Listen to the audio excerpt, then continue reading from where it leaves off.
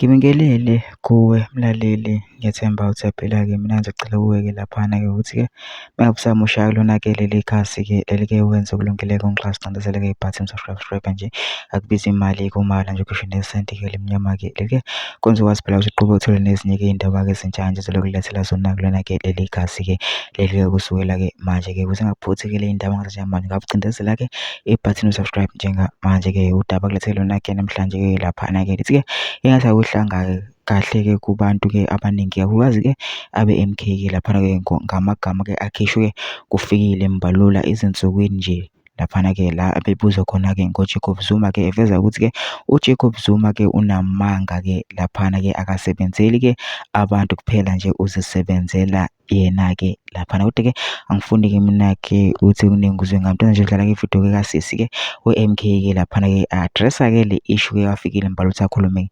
ngoZuma-ke nange-MK isikhathi esiningi-ke. Nayo-ke le video le awuyithokozele.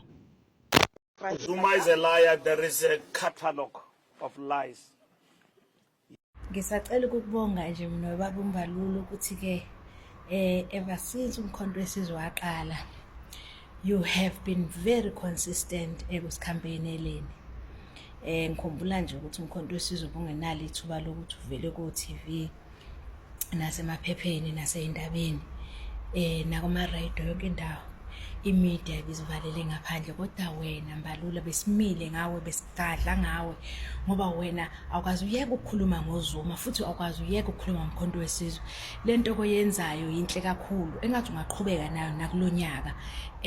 Mina ngiyayithanda le nto yenza, mhlawumbe abanye bengayibona ngazuthi hayi ukhuluma kabi. Hayi, the fact ukuthi ukhuluma ngathi wena, you are telling us, you are showing us iy'nkinga zakho ukuthi wena akulaleki manje, umkhonto ungaphakathi kwakho uyabhoyila, uhlezi ufuna ukuphuma ngomlomo every day, and we understand that and we are grateful ukuthi uthando lwakho for umkhonto alukwazi ukufihleka noma uzenza izinto esicasukele ethethayo ethi Zuma unamanga.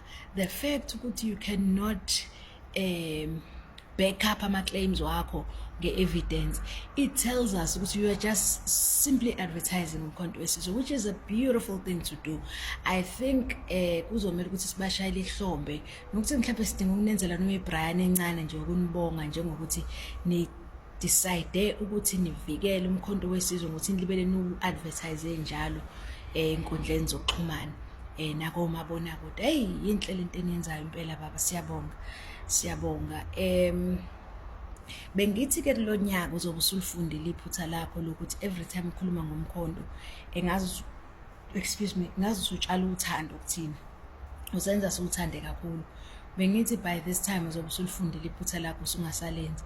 Hayi kodwa ngiyabona ukuthi hayi sohleka lokho nje siwomakhelwane ukuthi hey uMbalula wazokhuluma ngathi kamnandi webantu ngoba phela maliwele uphindele uZuma this Zuma kule video nje iyodwa ubali ukuthi uzomusho kangaka, ubone ukuthi advertise kangaka, you know.